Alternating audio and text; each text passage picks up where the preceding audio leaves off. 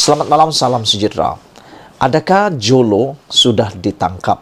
Benarkah kedudukan dan lokasi Jolo sebenarnya diketahui oleh ramai orang, tapi disembunyikan? Benarkah Jolo sebenarnya tidak bersembunyi, tetapi sengaja bersembunyi dan disembunyikan?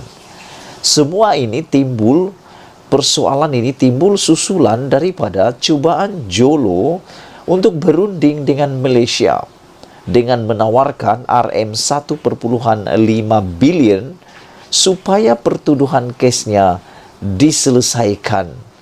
Aku sampai meradang juga marah juga semalam apabila saya tahu isu ini. Saya kata seperti ini, Malaysia ini berdaulat. Malaysia ini negara berdaulat, punya undang-undang, perlembagaan yang kuat dan kukuh.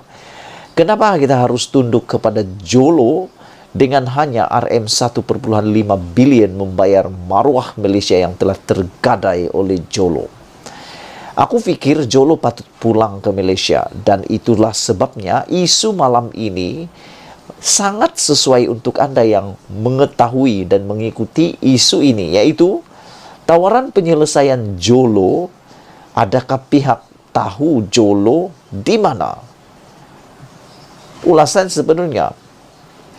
Perdana Menteri Ismail Sabri Yaakob dan Peguam Negara Idrus Harun kini menjadi perhatian setelah Jabatan Peguam Negara AJC mengesahkan pihaknya ada dihubungi wakil ahli perniagaan dalam pelarian, yaitu Jolo. Semalam AJC memaklumkan wakil Jolo, atau lebih dikenali sebagai Jolo, yang membuat tawaran penyelesaian berkaitan kes penyelewengan 1MDB tetapi telah menolaknya. AJC tidak memaklumkan nilai tawaran yang dibuat, namun laporan The Edge yang memetik sumber menyatakan bahwa Jolo membuat tawaran sebanyak RM1,5 bilion. Dan ada ahli parlimen mengatakan, dengan adanya perkara seperti ini satu pengakuan bahwa Jolo memang ada menyeleweng duit Malaysia. Nak bayar apa kalau tak buat, kan? Tapi dengan apa yang Jolo buat ini, secara tersiratnya dia mengaku dia bersalah. Ahli Parlimen Bagan Lim Guan Eng berkata, Idrus terikat dengan perundangan untuk membawa Jolo ke muka pengadilan. Namun katanya, Idrus sebaliknya membenarkan wakil AJC untuk bertemu dengan wakil Jolo. Justru dia berkata, Ismail Sabri kini perlu memberi penjelasan berkenan perkara itu, dan jika dia tahu berkenan perkara itu. Adakah AJC menyampaikan kepada wakil Jolo bahwa kerajaan Malaysia menasihatkan Jolo supaya menyerahkan diri kepada pihak berkuasa Malaysia? Melainkan Idrus memberikan penjelasan penuh tentang urusan memalukan ini. Dia jelas tidak layak untuk menjadi peguam negara, katanya lagi. Tambahan pula, kesediaan Idrus untuk melakukan perjanjian dengan Jolo tidak jauh berbeza dengan memaafkan dan membebaskan Jolo daripada jenayah dan peranannya yang merosakkan sebagai salah satu dalang utama skandal keuangan 1MDB dalam yang terbesar dalam sejarah dunia, katanya dalam kenyataan hari ini. Selain itu, Lim juga mengatakan bahwa Apandi Subahat sembunyi maklumat. Ahli Parlimen Klang Charles Santiago pula berkata, hakikat bahwa pertemuan itu diaturkan bekas Peguam Negara Muhammad Apandi Ali membangkitkan persoalan sama ada Jolo benar-benar tidak dapat ditemui pihak berkuasa. Adakah ini bermakna segelintir individu berkuasa tahu keberadaan Jolo? Mengejutkan apabila bekas Peguam Negara akan mewakili pelarian ini, yang memainkan peranan utama dalam penyelewengan dana 1MDB.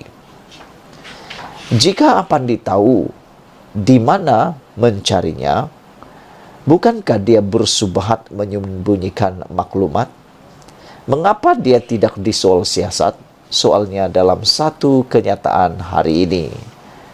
Kata Charles lagi, meskipun AJ membuat keputusan tepat dengan menolak tawaran itu, dia juga bertanggung jawab untuk memastikan Jolo dihadapkan ke muka pengadilan di Malaysia. Selepas laporan The Edge dan kenyataan dari AGC, Apandi semalam mengesahkan dia dihubungi oleh firma Washington DC, Cobre and Kim pada akhir Mei lalu yang meminta bantuannya untuk mengaturkan pertemuan dengan peguam negara. Dia berkata, tujuan pertemuan itu adalah untuk membincangkan pemulangan wang yang didakwa diselewengkan oleh Jolo daripada 1MDB. Jolo didakwa menjadi dalang skandal 1MDB dan telah didakwa tanpa kehadiran di Mahkamah Malaysia dan Amerika Serikat. Pada masa ini, keberadaannya masih tidak diketahui umum, walaupun dalam usaha polis untuk menjejak dan membawanya pulang. Jolo dipercayai berada di negara China. Ulasan kita untuk kali ini adalah, saya setuju dengan apa yang dikatakan oleh dua orang ahli parlimen ini, yaitu yang pertama, kenapa tidak dipaksa Jolo pulang ke Malaysia? Kalau sudah ada rundingan seperti itu, kenapa tidak AGC runding pula supaya Jolo pulang? Nasib baiklah tawaran itu ditolak dengan bijaksana oleh AGC. Karena kalau tidak, ini adalah satu yang memalukan seperti yang dikatakan oleh Lim Guan Eng. Beliau mengatakan bahawa perbuatan melayan perbincangan ataupun melayan permintaan Jolo untuk melakukan perjanjian itu adalah sesuatu yang tidak boleh diterima.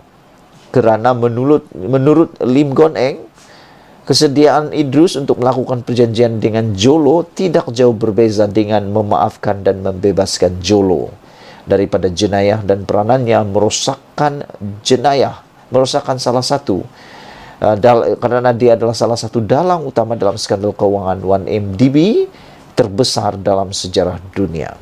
Selain daripada itu, seperti yang juga dikatakan oleh ahli parlimen Klang, Charles Santiago, beliau mengatakan adalah, adakah Apandi Sumbahat sembunyi maklumat kedudukan Jolo? Beliau mengatakan, adakah ini bermakna segelintir individu berkuasa tahu keberadaan Jolo? Kerana mengejutkan apabila bekas peguam negara akan mewakili pelarian ini yang memainkan peranan utama dalam penyelewengan dana 1MDB. Jika Apandi tahu di mana untuk mencarinya, bukan dia bersubhat menyembunyikan maklumat. Mengapa dia tidak disol siasat? Kata Charles Santiago lagi. Sekian dulu isu kali ini. Adakah Anda juga seperti dua ahli parlimen ini? Timbul persoalan besar, tawaran penyelesaian, ada pihak tahu Jolo di mana? Kata mereka. Malaysia kita punya, kita jaga sama-sama cintai Malaysiaku. Kita jumpa lagi. Bye-bye.